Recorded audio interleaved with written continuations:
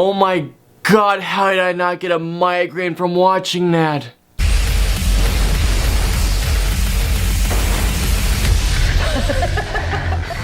that all you got? Because if it is, I'm gonna have to kill you. So Resident Evil, the final chapter, is the 6th and hope to God finale of the Resident Evil film franchise. And once again, we follow Alice, played by Milla Jovovich, I believe that's how you pronounce her last name, as she goes back to Raccoon City to destroy Umbrella and hopefully end the T-Virus plague. Alrighty guys, so let's get into Resident Evil, the final chapter. Oh boy. Here we go. Nope. Holy fucking shit, where do I begin with this one? Okay, so first of all, let me just start off by saying, I realize that there are fans of this film franchise. I realize that there are people who consider this franchise a guilty pleasure franchise. And I know that by me giving this film a negative review, I know you guys are still gonna watch it because you guys out there are still fans.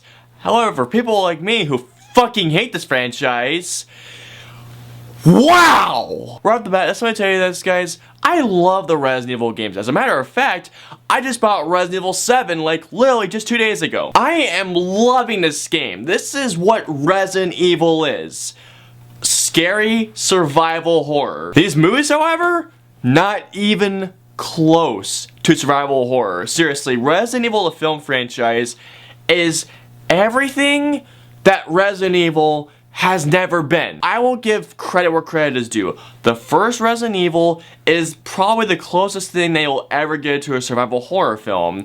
Everything else is a war action film with sci-fi elements. That's really what the film franchise of Resident Evil is. It's a science fiction kind of horror action adventure franchise. That is exactly what this film franchise is. There's nothing to do with horror, nothing to do with it, because not once throughout this entire franchise or even this movie was I ever scared. And Resident Evil 7, the actual game, have I been scared shitless? Oh, you bet. First of all, the acting, yeah, it's garbage as it always has been. Milla Jovovich, okay, you're attractive, I will not lie, but you suck. Ali Larter, who plays Claire Redfield, that's not Claire Redfield. Remember that show Heroes that was on back in the day? She was amazing in that. Why can't you be good in this? Oh yeah, it's because of the director. The guy who plays Wesker, again, still doing this. Hi Alice. How are you today?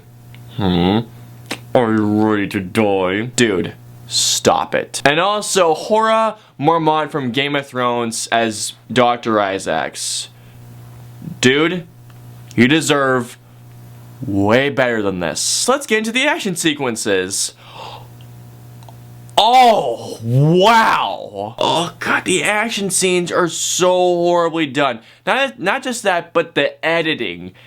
The fucking editing of this movie. How did anybody watch this movie when they were kind of together and say, that's good, cut, print it, let's bring this thing out to theaters? How did none of the executives watching this movie get a headache from watching these things? Seriously, there is this one action scene, I swear to you guys, this one move took maybe 5 to 6 cuts. There came a time during this one action scene where I was counting all the cuts, and at one point I just thought, okay, I'm done. Just to let you directors out there, specifically you, Paul W.S. Anderson, because I have a bone to pick with you. Putting more cuts in there, just for the sake of style purposes, doesn't work, okay?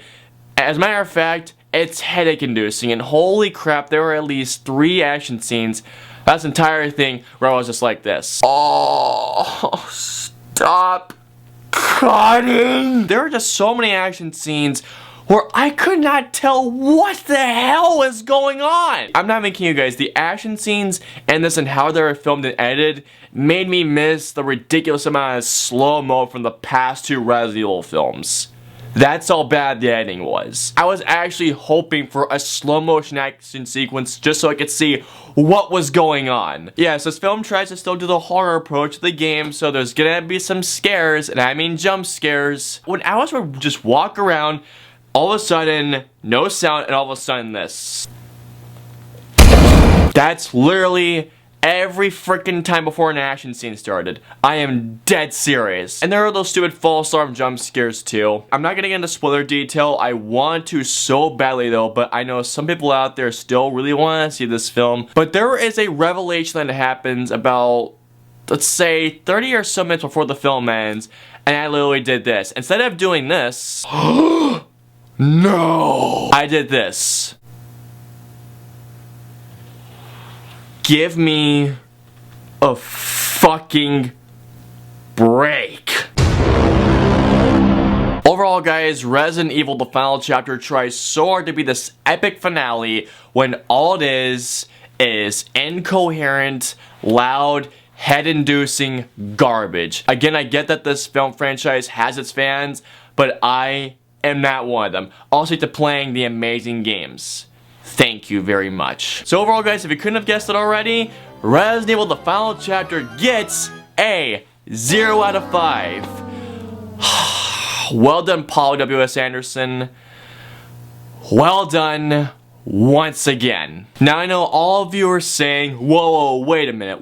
You mentioned Paul W.S. Anderson earlier. How come you haven't mentioned him? Well, I've been saving him for last. Now, I understand that Paul W.S. Anderson, after finishing this franchise, he's moving on to Monster Hunter. To Paul W.S. Anderson, stay the fuck away from Monster Hunter. Don't you dare touch it. Don't you fucking dare. Alrighty guys, so comment down and let me know below. Out of all the games, not the movies, which Resident Evil game is your favorite? Let me know below. I hope you guys enjoyed my review. It was more of a rant really on Resident Evil The Final Chapter, and if so, please like and share this video with your pals. It helps me out a ton. Please subscribe if you haven't already to see more content from me. And as always, until the next review, I will see you all next time.